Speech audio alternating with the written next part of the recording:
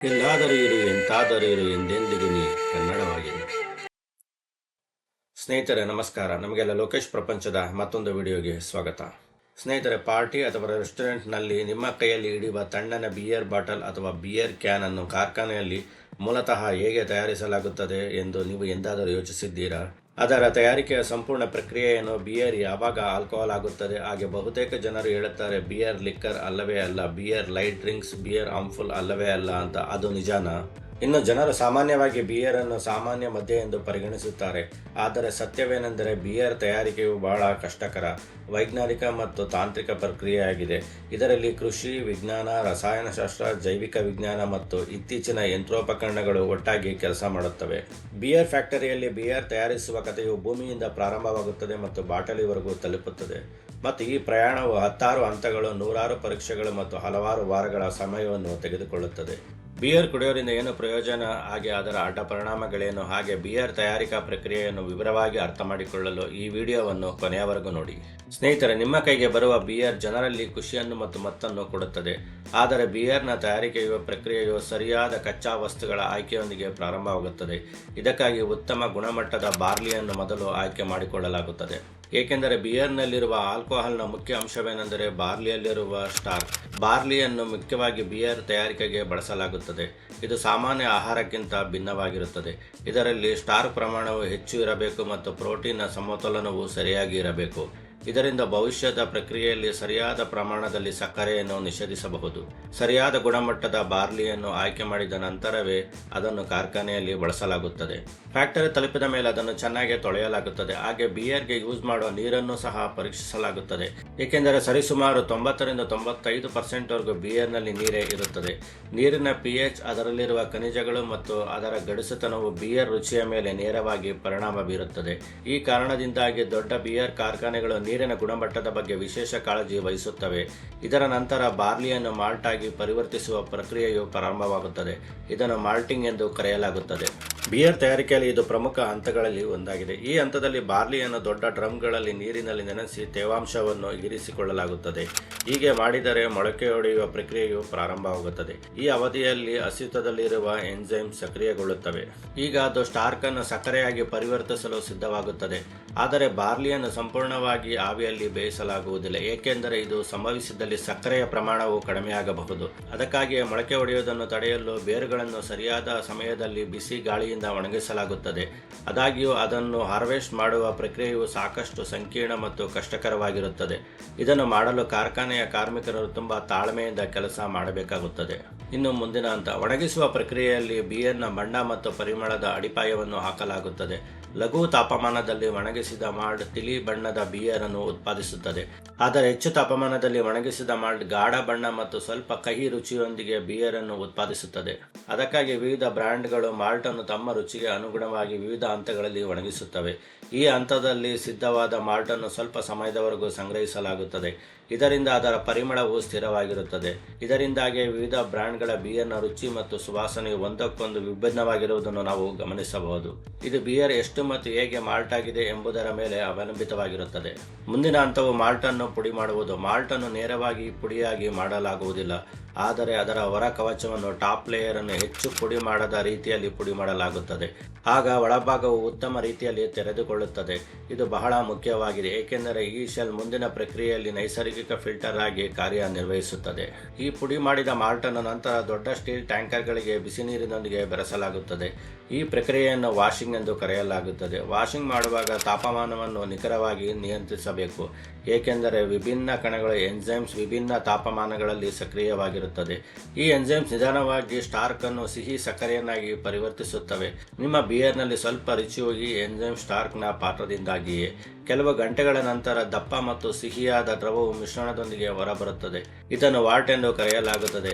ಈ ದ್ರಾವಣವು ಮುಂದಿನ ಹಂತಕ್ಕೆ ಸಾಗಿಸಲಾಗುತ್ತದೆ ಮತ್ತು ಇದು ಬಿಯರ್ಗೆ ಆಧಾರವಾಗುತ್ತದೆ. ಈ ಹಂತದಲ್ಲಿ ವಾಲ್ಟ್ ಅನ್ನು ಘನ ಭಾಗಗಳಿಂದ ಬೇರ್ಪಡಿಸಲಾಗುತ್ತದೆ. ಈ ಪ್ರಕ್ರಿಯೆಯ ನಂತರ ಉಳಿಯುವ ಘನ ಭಾಗಗಳನ್ನು ಕಚ್ಚಾದ ಧಾನ್ಯಗಳು ಎಂದು ಕರೆಯಲಾಗುತ್ತದೆ. ಈ ಉಳಿದ ಧಾನ್ಯಗಳನ್ನು ಹೆಚ್ಚಾಗಿ ಜಾನುವಾರುಗಳ ಆಹಾರಗಳನ್ನಾಗಿ ಬಳಸಲಾಗುತ್ತದೆ. ಇದರಿಂದ ಯಾವುದೇ ವ್ಯರ್ಥವಾಗುವುದಿಲ್ಲ. ಇದರ ನಂತರ ಸ್ಪಷ್ಟವಾದ ವಾಲ್ಟ್ ಅನ್ನು ಕುದಿಸಲು ದೊಡ್ಡ ಕುದಿಯುವ ಬಾಯ್ಲರ್ಗೆ ಕಳಿಸಲಾಗುತ್ತದೆ. ವಾಲ್ಟ್ ಅನ್ನು ಕುದಿಸುವುದು ಬಿಯರ್ ತಯಾರಿಕೆಯಲ್ಲಿ ಬಹಳ ಮುಖ್ಯವಾದ ಹಂತವಾಗಿದೆ. ಇದನ್ನು 1 ರಿಂದ 2 ಗಂಟೆಗಳ ಕಾಲ ಕುದಿಸಲಾಗುತ್ತದೆ. ಈ ಹಂತದಲ್ಲಿ ವಾಲ್ಟ್ನಲ್ಲಿರುವ ಕೀಟಾಣುಗಳನ್ನು ಕೊಂದು ಅದನ್ನು ಶುದ್ಧಗೊಳಿಸಲಾಗುತ್ತದೆ. ಅಂದರೆ ಅದರಲ್ಲಿರುವ ಹಾನಿಕಾರಕ ಬ್ಯಾಕ್ಟೀರಿಯಾಗಳು ಸಾಯುತ್ತವೆ. ಕುದಿಯುವ ಸಮಯದಲ್ಲಿ ಹಾಪ್ ಫ್ಲವರ್ಸ್ ಅನ್ನು ಅದಕ್ಕೆ ಸೇರಿಸಲಾಗುತ್ತದೆ. ಹಾಪ್ಸ್ ಬಗ್ಗೆ ನಿಮಗೆ ತಿಳಿದಿದ್ದರೆ, ಹಾಪ್ಸ್ ಫ್ಲವರ್ ಒಂದು ರೀತಿಯ ಹೂವು. ಇದು ಬಿಯರ್ಗೆ ಅದರ ರುಚಿ, ಸುವಾಸನೆ ಮತ್ತು ದೀರ್ಘಕಾಲದವರೆಗೂ ಹಾಳಾಗದಂತೆ ಕಾಪಾಡುತ್ತದೆ. ಯಾವಾಗ ಮತ್ತು ಯಾವ ಪ್ರಮಾಣದಲ್ಲಿ ಹಾಪ್ ಫ್ಲವರ್ಸ್ ಅನ್ನು ಸೇರಿಸಲಾಗುತ್ತದೆ ಎಂಬುದು ಬಿಯರ್ಗೆ ಎಷ್ಟು ರುಚಿಯಾಗಿರಬೇಕು ಎಂಬುದರ ಮೇಲೆ ಅವಲಂಬಿತವಾಗಿರುತ್ತದೆ. ಆರಂಭಿಕ ಹಾಪ್ಸ್ಗಳು ಹೆಚ್ಚು ಕಹಿಯನ್ನು ನೀಡುತ್ತವೆ, ಆದರೆ ತಡವಾಗಿ ಹಾಪ್ಸ್ಗಳು ಸುವಾಸನೆಯನ್ನು ಸೇರಿಸುತ್ತವೆ. ಮುಂದಿನ ಬಾರಿ ನೀವು ಬಿಯರ್ ಕುಡಿಯುವಾಗ ಸುವಾಸನೆ ಬಂದರೆ ಅದು ಹಾಪ್ ಫ್ಲವರ್ ಇಂದ ಎಂದು ತಿಳಿಯಬಹುದು. ಕುದಿಯುವ ನಂತರ ವಾಲ್ಟ್ ಅನ್ನು ಬೇಗನೆ ತಣ್ಣಗಾಗಿಸಬೇಕು, ಏಕೆಂದರೆ ಅದು ಹೆಚ್ಚು ಕಾಲ ಬಿಸಿಯಾಗಿದ್ದರೆ ಬ್ಯಾಕ್ಟೀರಿಯಾವು ಅದರಲ್ಲಿ ಬೆಳೆಯಬಹುದು. ವಾಲ್ಟ್ ತಂಪಾದ ನಂತರ ಅದು ಈಗ ಫರ್ಮೆಂಟೇಷನ್ಗೆ ಸಿದ್ಧವಾಗಿದೆ ಎಂದರ್ಥ. ಇದರ ನಂತರ ಅದನ್ನು ದೊಡ್ಡ ಡ್ರಮ್ಗಳಿಗೆ ಕಳಿಸಲಾಗುತ್ತದೆ ಮತ್ತು ಅದರಲ್ಲಿ ಈಸ್ಟ್ ಅನ್ನು ಬೆರೆಸಲಾಗುತ್ತದೆ. ಈಸ್ಟ್ ಒಂದು ಜೀವಂತ ಮೈಕ್ರೋ ಆರ್ಗಾನಿಸಮ್ ಆಗಿದೆ. ಇದು ಫರ್ಮೆಂಟೇಷನ್ ನಲ್ಲಿರುವ ಸಕ್ಕರೆಯನ್ನು ಬಳಸಿಕೊಂಡು ಆಲ್ಕಹಾಲ್ ಮತ್ತು ಕಾರ್ಬನ್ ಡೈಆಕ್ಸೈಡ್ ಅನ್ನು ಉತ್ಪಾದಿಸುತ್ತದೆ. ಫರ್ಮೆಂಟೇಷನ್ ತಾಪಮಾನ ಮತ್ತು ಅವಧಿಯು ಬಿಯರ್ ಪ್ರಕಾರವನ್ನು ಅವಲಂಬಿಸಿರುತ್ತದೆ. ಕೆಲವು ಬಿಯರ್ ಬಿಸಿ ತಾಪಮಾನದಲ್ಲಿ ಹಾಗೂ ಕೆಲವು ಬೆಚ್ಚಗಿನ ತಾಪಮಾನದಲ್ಲಿ ಫರ್ಮೆಂಟೇಷನ್ ಆಗುತ್ತದೆ. ಈ ಪ್ರಕ್ರಿಯೆಯು ಕೆಲವು ದಿನಗಳಿಂದ ಕೆಲವು ವಾರದವರೆಗೂ ಇರುತ್ತದೆ. ಈ ಸಮಯದಲ್ಲಿ ಟ್ಯಾಂಕರ್ಗಳನ್ನು ಬಿಗಿಯಾಗಿ ಮುಚ್ಚಲಾಗುತ್ತದೆ ಮತ್ತು ಪ್ರತಿಯೊಂದು ಪ್ಯಾರಾಮೀಟರ್ ಅನ್ನು ಕಂಪ್ಯೂಟರ್ ಸಿಸ್ಟಮ್ಗಳ ಮೂಲಕ ಮೇಲ್ವಿಚಾರಣೆ ಮಾಡಲಾಗುತ್ತದೆ. ಗರಿಷ್ಠ ಸಕ್ಕರೆಯನ್ನು ಆಲ್ಕೋಹಾಲ್ ಆಗಿ ಪರಿವರ್ತಿಸಿದಾಗ ಫರ್ಮೆಂಟೇಷನ್ ಪೂರ್ಣವಾಗಿದೆ ಎಂದರ್ಥ.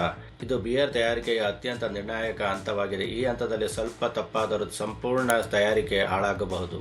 ಫರ್ಮೆಂಟೇಷನ್ ಆದ ನಂತರ ಬಿಯರ್ ಅನ್ನು ಮೆಚೂರಿಂಗ್, ಏಜಿಂಗ್ ಅಥವಾ ಕಂಡೀಷನ್ಗಾಗಿ ಇಡಲಾಗುತ್ತದೆ. ಈ ಹಂತದಲ್ಲಿ ಬಿಯರ್ ನಿಧಾನವಾಗಿ ಸೆಟಲ್ ಆಗುತ್ತದೆ, ಅದರ ರುಚಿ ಮೃದುವಾಗುತ್ತದೆ ಮತ್ತು ಅದರ ಕಹಿ ಸಮತೋಲನಕ್ಕೆ ಬರುತ್ತದೆ.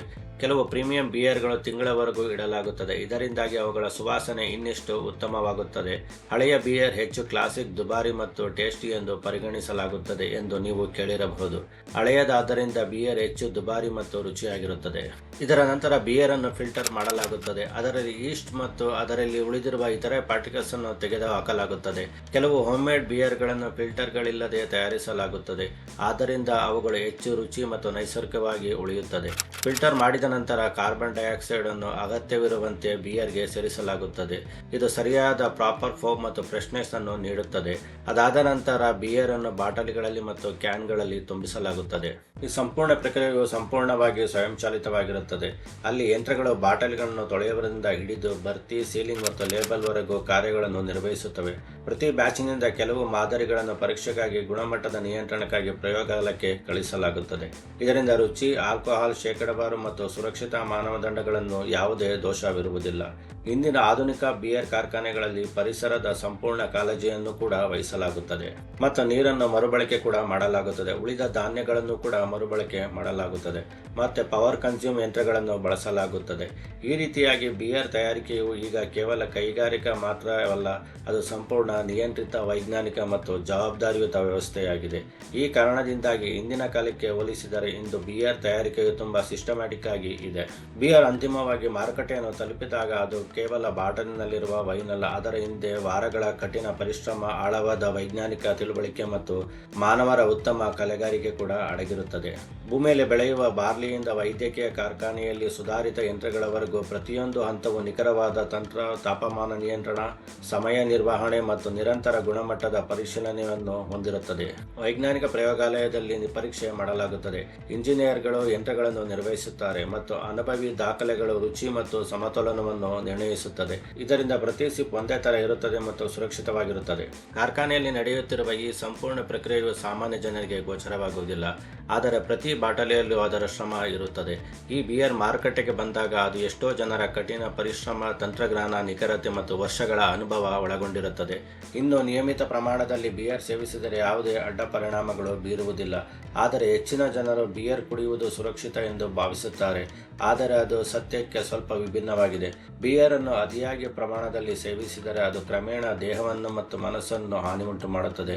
ಮೊದಲು ಹಾನಿ ಲಿವರ್ಗೆ ಮಾಡುತ್ತದೆ. ಸಾಮಾನ್ಯವಾಗಿ ಬಿಯರ್ನಲ್ಲಿ 4 ರಿಂದ 5% ಆಲ್ಕೋಹಾಲ್ ಕಂಟೆಂಟ್ ಇರುತ್ತದೆ, ಆದ್ದರಿಂದ ನಿಯಮಿತವಾಗಿ ಬಿಯರ್ ಕುಡಿಯುವಿಕೆಯು ಲಿವರ್ ಹಾನಿಯ ಅಪಾಯವನ್ನು ಕಡಿಮೆ ಮಾಡುತ್ತದೆ. ಇನ್ನು ಹೆಚ್ಚಾಗಿ ಬಿಯರ್ ಕುಡಿದರೆ ಇದು ಹೊಟ್ಟೆಯ ಸಮಸ್ಯೆಗೂ ಕಾರಣವಾಗುತ್ತದೆ, ಏಕೆಂದರೆ ಬಿಯರ್ನಲ್ಲಿ ಹೆಚ್ಚಿನ ಕ್ಯಾಲರಿಗಳಿವೆ. ಇದು ಹೊಟ್ಟೆಯ ಸುತ್ತಲೂ ಕೊಬ್ಬಿನ ರೂಪದಲ್ಲಿ ಸಂಗ್ರಹವಾಗುತ್ತದೆ.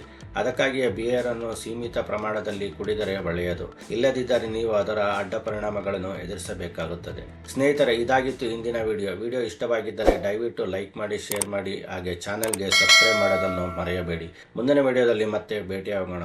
ಅಲ್ಲಿಯವರೆಗೂ ಸರ್ವೇ ಜನೋ ಸುಖಿನೋ ಭವಂತು. ನಮಸ್ಕಾರ.